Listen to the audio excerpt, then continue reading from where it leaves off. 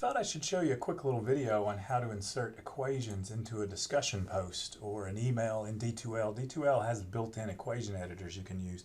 And you don't have to. Some of you have been doing your work in, say, Microsoft Word and uploading that, or trying to write it out in text as best you can, and usually we can understand what you mean by that.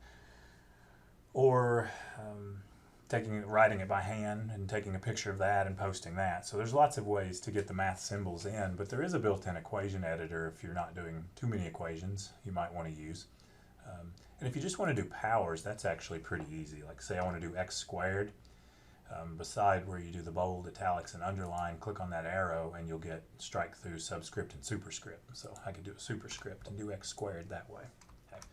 But if we want to do more complicated math, if you click on the three dots, the ellipsis here, it'll give you some extra options. And one of those is the equation editor. It's the Greek sigma symbol, which stands for summations in math. It's a symbol we use a lot in mathematics. If you click on the arrow, you'll get different options for other types of equations, but you want to do the graphical equation. You can either select that or click directly on sigma. And it opens an equation editor that I have to drag down for you to see in the video here.